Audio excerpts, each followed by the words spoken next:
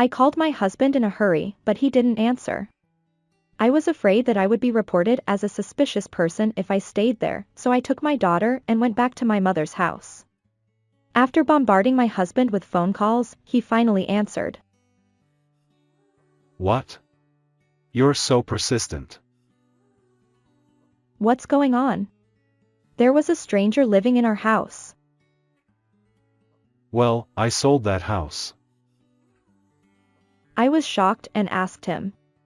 What are you doing? That's so selfish. It's your fault. You neglected your job as a wife, which is housework. So we got divorced 3 months ago and sold the house. I received the proceeds from the sale as compensation. Hello, my name is Jessica, and I'm a 34-year-old housewife living with my husband Michael and our 5-year-old daughter Sophia. We built our own home after Sophia was born, and while we have some happy moments, there are also times when things are difficult. My husband has a tendency to be controlling and selfish, and he thinks he can make me do whatever he wants.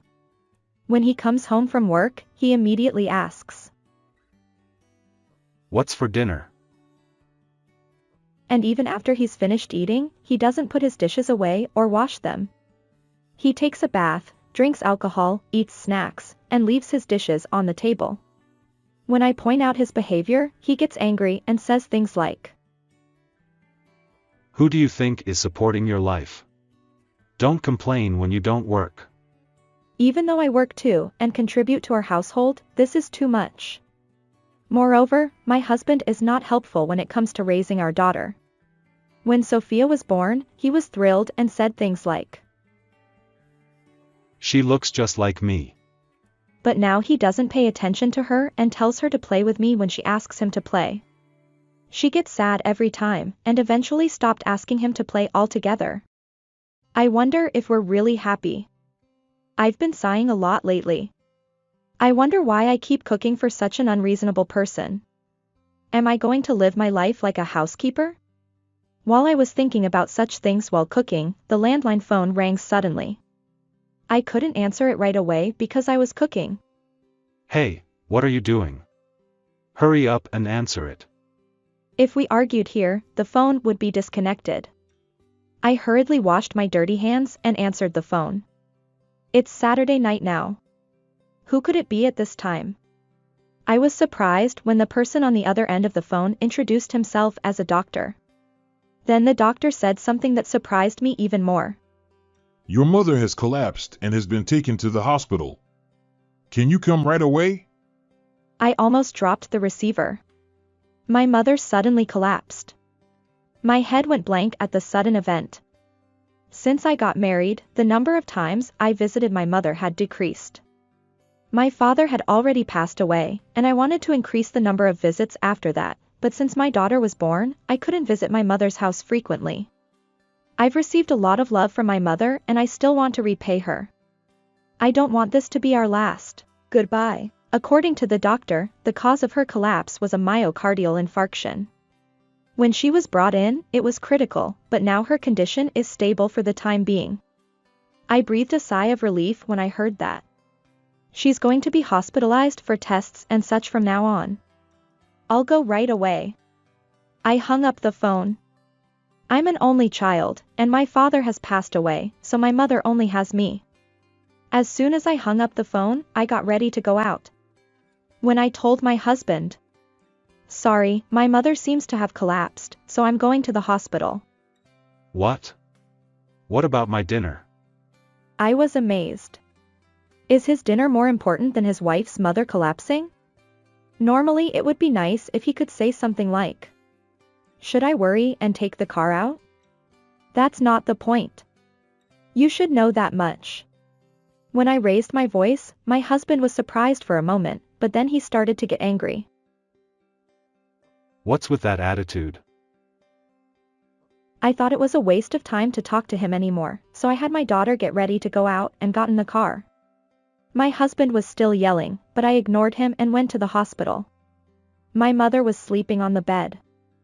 I spoke to the doctor, and it seems that my mother will be hospitalized for tests. We'll talk more after the results come out. It seems that she hit her body in various places when she collapsed, so it is needed to examine her carefully to see how it's affecting her internally. I'm very worried. I hope she doesn't pass away like this. But the doctor seemed to sense my anxiety and said, Don't worry, she's just sleeping now because her condition is stable. Finally, the doctor told me about future plans, and I went home with my daughter. Then I saw beer cans and a pizza box on the table, which made me feel disgusted. My husband was sleeping on the sofa with the TV on. I thought about waking him up, but I was already exhausted both mentally and physically from my mother's situation, so I decided not to. I was grateful that he was sleeping there. I cleaned up the trash on the table, turned off the TV and the lights, and suggested to my daughter that we go out to eat at a casual dining restaurant. She was enjoying her kids' meal. While I was eating my own order, I was thinking about the future. I wonder if my mother is okay. Although she didn't have any life-threatening conditions this time, there's still a chance that something similar could happen again. I wonder if it's okay that I don't live nearby. But even if I suggest living with my mother to my husband, he'll definitely reject it. Still, I need to assert my own will for my mother, who is the only one related to me by blood. The next day, I mustered up the courage to talk to my husband. I told him that my mother is currently hospitalized for tests, and depending on the results, I want to live with her within my reach. Then my husband immediately replied, That's absolutely not going to happen.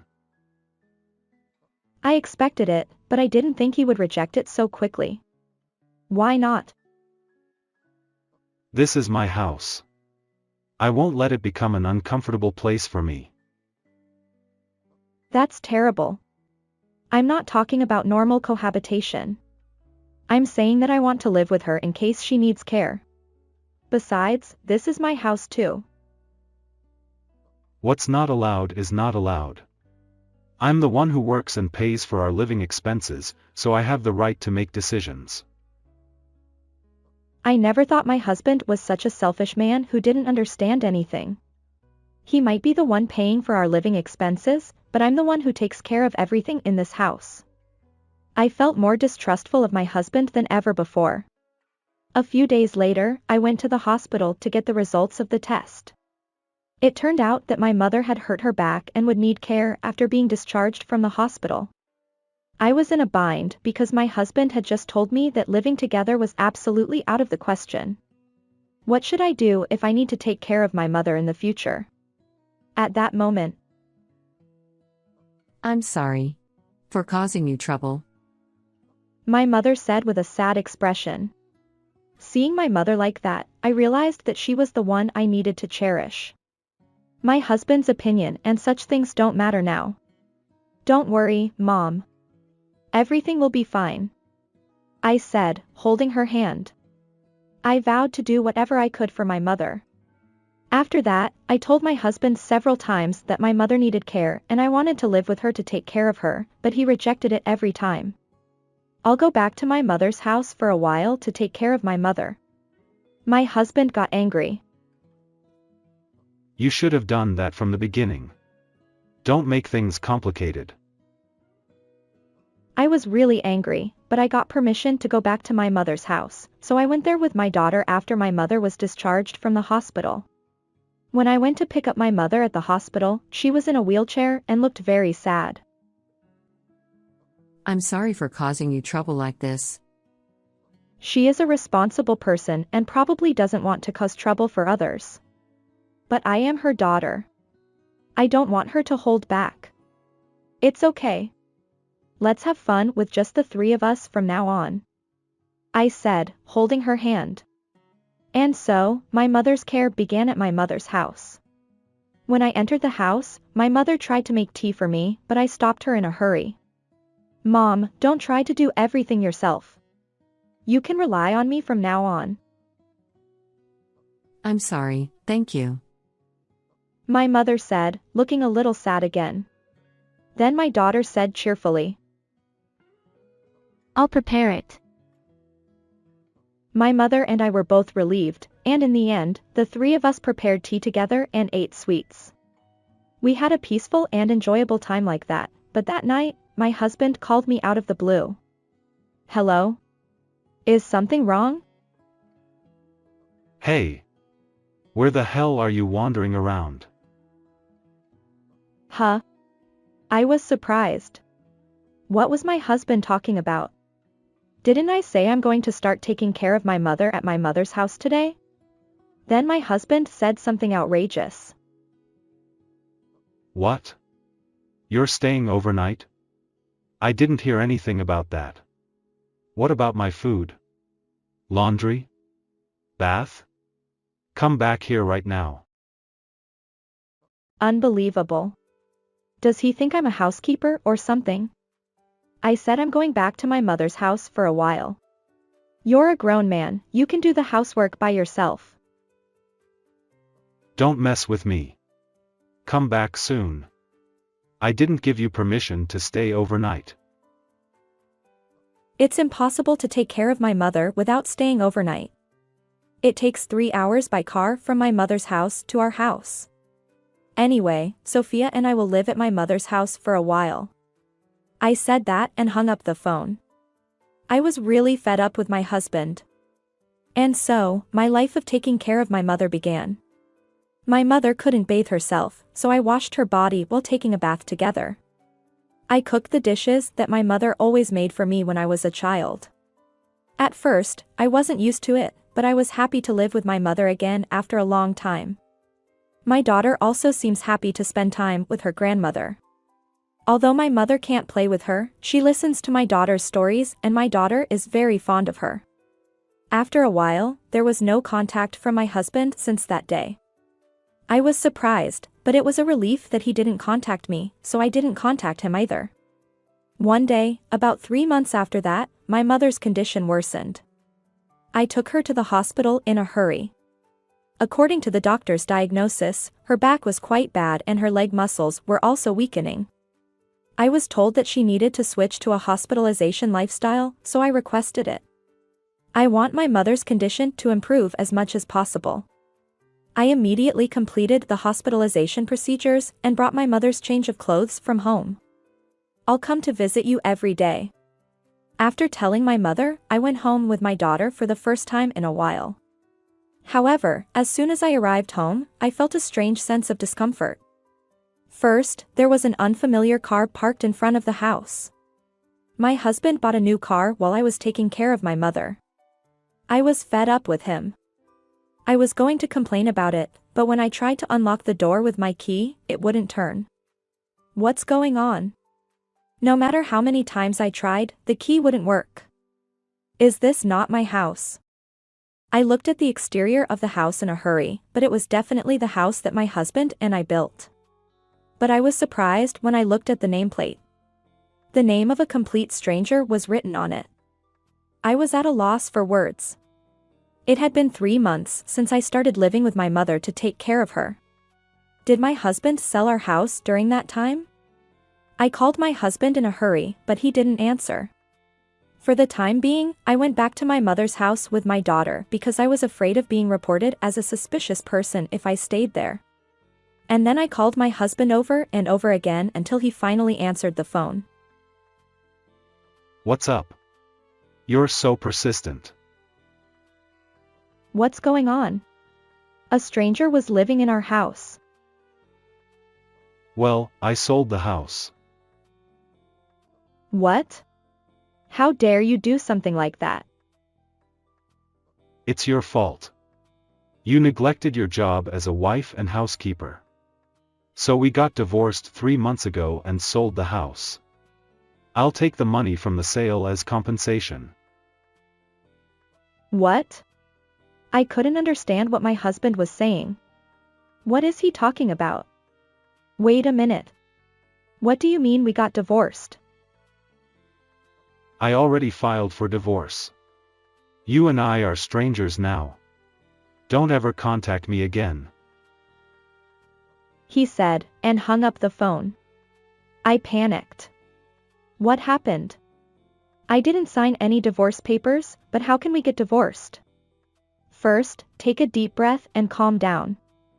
falsifying a divorce document is a crime, isn't it? I hurried to a lawyer's office and consulted with them. As expected, it is considered a crime. I explained the situation and asked the lawyer for help. I thought it was suspicious that my husband would do something like this without my knowledge, so I decided to investigate that point as well. I requested an investigation from a private detective agency using my savings from my time as a company employee. After about a week, evidence of my husband's affair came to light. It seems that my husband thought he could divorce me and was meeting his mistress openly. I sent a certified letter to my husband's workplace demanding a divorce and compensation for damages, including evidence of his affair. I also accused him of forging the divorce papers. Then, my husband contacted me immediately. Hey! What's the meaning of this? Don't send weird stuff to my company. It's not weird, it's an official document. Unlike the one you forged. Forge. I filled out the divorce papers using your signature, so there's no problem, right? That means we're divorced and I'm not cheating. I was dumbfounded. If that's what you want to believe, then go ahead. But I'll still demand compensation from you and your mistress, and I've reported the forgery to the police. What? The police? Of course, I'll also demand child support from you. From now on, let's communicate through our lawyers. Saying that, I hung up the phone. My husband must be quite shaken up. And it seems he was arrested for forging the divorce papers. Naturally, he lost his job. He had to pay a fine when he was arrested. He lost all his money due to the compensation and child support he had to pay to me. Furthermore, I demanded a division of property through my lawyer. As a result, I was able to receive half the money from selling our house. When we bought that house, I contributed a considerable amount from my savings, so it's strange that I'm not getting that much money back. After the divorce, we were able to settle things peacefully. Fortunately, my daughter and I had my mother's house to stay in, and she allowed us to live there. We frequently visited my mother and spent time together as a family. About a month after the divorce, my ex-husband suddenly showed up at my mother's house. He looked disheveled and unclean. When he saw me, he broke down in tears and begged for forgiveness while prostrating himself on the ground. I'm sorry. It was all my fault. Please forgive me and let's start over again. I was surprised, and my ex-husband began to tell me what had happened since the divorce. He said he had become penniless and had worked as a day laborer to make ends meet. However, all his wages had been taken by his mistress. He was unable to pay his rent and had accumulated a lot of debt just to keep his home. He was struggling to make ends meet and his debt was increasing day by day. Please, I'll break up with my girlfriend. Let's start over again. You do the housework and I'll earn money. The sight of my ex-husband's downfall was quite satisfying, but I didn't want him to come here. How are you going to support us in your current state? Well, I won't take you back even if you pay me. Just leave now. We're officially divorced, so don't come here again. If you do, I'll call the police. My ex-husband was frightened by the word police. I don't want to get arrested anymore. Saying that, my ex-husband ran away in a hurry. I didn't think he would come back again, but I was able to find a new job, so I decided to move to an apartment near the hospital where my mother was hospitalized. I now live in a new and clean apartment with my daughter and spend happy days visiting my mother. It's unthinkable to sell a house without permission, and it's crazy to forge divorce papers. I'm glad she was able to break up with such a dangerous man. I think it's tough for her to work while taking care of her mother's illness and raising her child, but I hope she'll do her best.